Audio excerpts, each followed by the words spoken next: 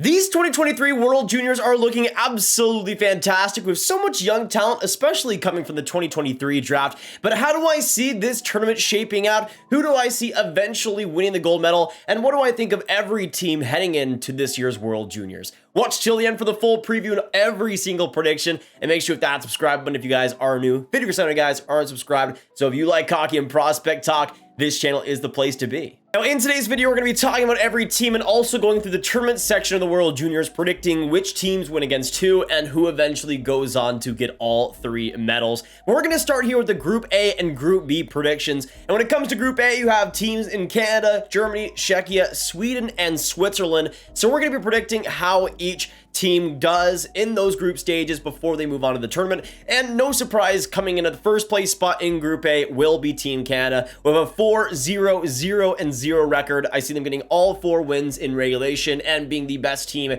at least in the group stages. But there's so many reasons why that will be the case. You have just a great spread on both forward and defense. You got players that will be leading the team like Shane Wright, Logan Stankoven, of course Connor Bedard, and Adam Fantilli, who have yet to be even drafted so far. But you got a great balance of top end scoring as well as players that will play on the fourth line and be fourth line type guys. As for that defense, you see besides Olen Zellweger, it's all big boys with a lot over 6'2", some even at 6'5", like Jack Amodei. And even though I think the goaltending might be the biggest issue, with Benjamin Gaudreau likely being the #1 guy perhaps, I still think it'll be good enough for Canada to get a lot of success in this tournament and not be all too bad. Next up, let's go on to the second team in Group A, and I project that to be Sweden. I see them getting 3 regulation wins and a regulation loss, being 3-0-0-1 in the group stage. But to me, I really do like Sweden this year, and to me, they have a pretty good mix of a lot of different guys. The forward side, to me, is actually the most promising aspect, which usually isn't the case for Sweden. Usually, it's the defense being the most impressive part of the team. But to me, there's a lot of great quality and quantity on Sweden's forward group. You got great scorers like Noah Oslo and Liam Ogren. You got players like Isaac Rosen and Jonathan Lekkerimäki, as well as Fabian Liesel, that can do a lot on the offensive end. But then you got players like Philip Bistets and Leo Carlson and Oscar Pettersson, a lot of guys that can bring great physicality and great defense as well on top of it. So I do like the spread when it comes to Sweden's defensive side of the forward group, as well as just the defense as well. It's not as good as it has been in years past. But you got drafted guys like Kalle Odilis, Elias Pettersson, who I like quite a bit, as well as undrafted players. Axel Sandin Pellikka is a player that's been rising up a ton for me this year, and is a guy that I could see maybe going in the top 15 of this next draft and really being high up there. Carl Lindblom could be the starter. We'll have to wait and see when it comes to that. If he is, he was a 7th round pick last year by Vegas, has played super well in the Allsvenskan this year. But even though that might be the biggest weakness, I think for Sweden, they're projecting pretty well this year to be one of the best teams in the entire tourney. Now let's go on to number 3. Next up, I'm going to go on to Czechia, who I see getting 2 regulation wins and 2 regulation losses for a 2-0-0-2 record. But as you can see, in 2022, they got a bronze game loss and was really close to getting a medal there. But when it comes to this year's roster, I think they're just solid. They're okay. They aren't really spectacular in any situation, but they got still some pretty good players like Yuri Kulich from the Buffalo Sabres. And also on the defense, you got players like Thomas Hamara, David Juracek, Stanislav Svozil, Marek Alsher from last year's draft. And to me, there's a pretty good mix here of both older and younger players. The goaltending, again, might not be ideal, but at the same time, they're still a team that I think could hang around in this tournament. Next up, let's move on to the 4th spot in Group A, and I'm going to go with Germany with this one. I see them getting 0 regulation wins, but an overtime win and 3 regulation losses for 0-1-0-3. Now, when it comes to Germany's team, I mean, they got Julian Lutz, who I think is easily going to be the most impressive, or at least the most anticipated player going into this one. Of course, was a 2nd round pick by the Coyotes in last year's draft. Besides that, I don't really like the roster too much. They got a little bit of an older defense, I guess, and you got Nikita Kwap as well from the Carolina Hurricanes. But to me, if the German team can get any points in this tournament, it's a pretty big success. Now let's go into the last place spot, and I'm going to go right here with Austria, who is in an even worse position than Germany, but they do still have a couple of bright spots. You got Vincent Rower of last year's draft with the Montreal Canadiens, a mid-rounder, and has been playing pretty good so far in the OHL this year. He will be the main driver of offense on that forward group. And you also got David Reinbacher, who's going to be a really interesting player to watch in this tourney, has been great in the NLA this year, and is a guy that projects as a first rounder, but with this World Juniors could really really rise his stock, and I expect him to do so and have a really solid tourney, all things considered. But now let's move on to Group B, and the first place position, I think it has to be the USA. I see them finishing with 3-1 and 0-0 records, so they get an overtime win, even though they might not get all 4 regulation wins. But to me, even though the US might have been a better roster if they included a couple of guys like a Will Smith, even though he did deal with injury and illness during the training camps, to me, they're still going to be one of the best teams in this tournament. You got a pretty good spread, just like Canada in that 4 group. But to me, there might be a little bit of a problem of top end scoring. The only guys that I see really being able to generate and play amazing play driving results consistently might be Logan Cooley, maybe Jimmy Snuggerud. But to me, there's a lot of weaknesses when it comes to that top end offensive talent. Whereas I think even Sweden, compared to them, might have more to offer. But to me, there's a lot of great, solid two-way guys that will make up that 4 group and might be a lot harder to play against potentially. On that defense, you got some amazing names though. Luke Hughes, Seamus Casey. You got Lane Hudson, who's going to be big. You got Ryan Ufko, who's been really underrated. Ryan Chesley, Sean Barons.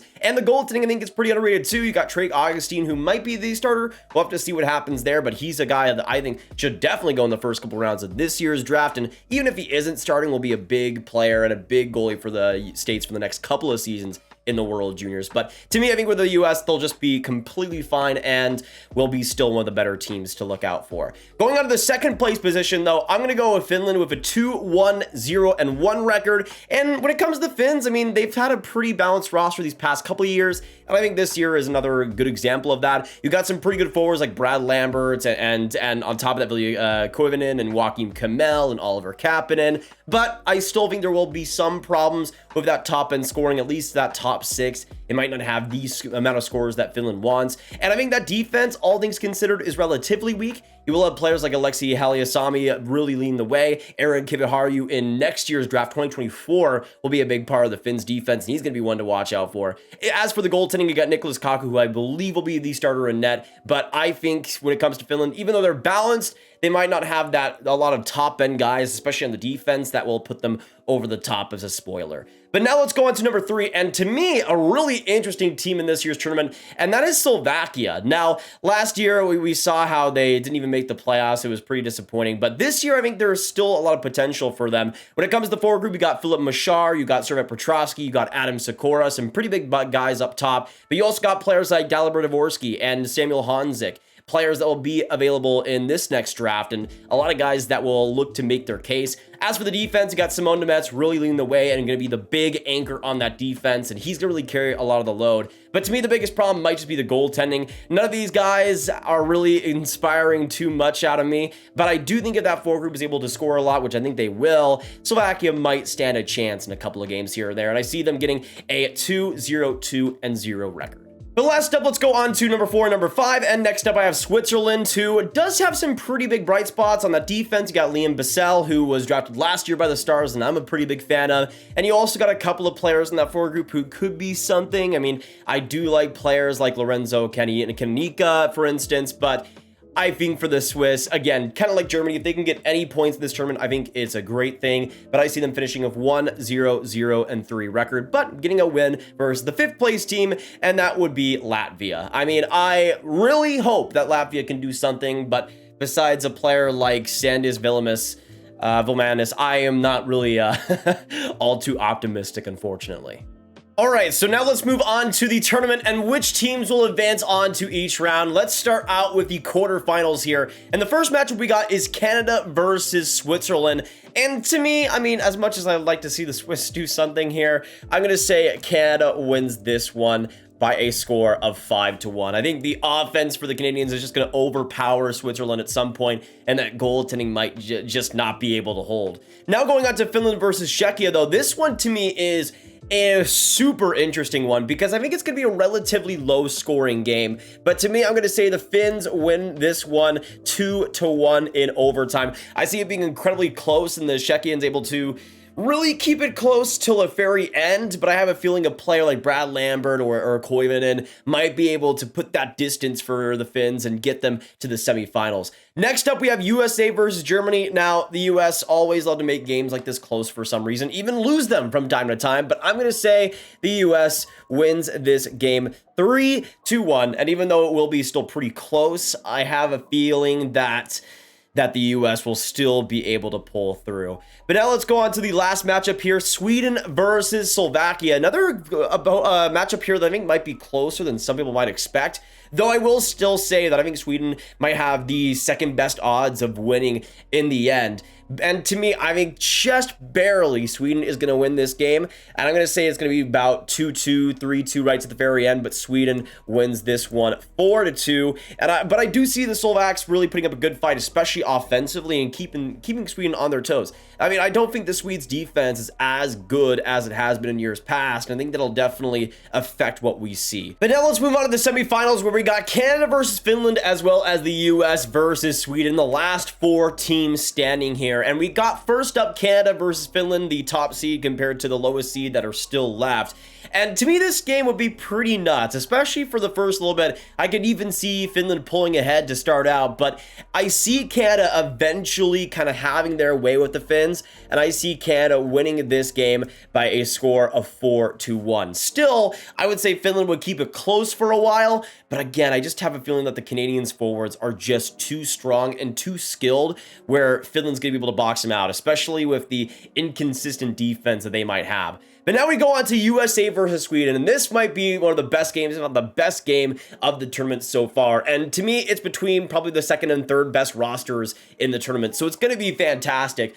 But to me, I have a feeling that in this game, even though I'd like to see the US win, obviously I'm biased and I'd like to see the US win, I have a feeling that the Swedes' offense and the firepower they have is just going to be way more than what the US have to offer. Even if Logan Cooley and Jimmy Snuggerud might be doing a lot, the Swedes just have so much more, and I think that goaltending for the US might be in a little bit of an overwhelming situation.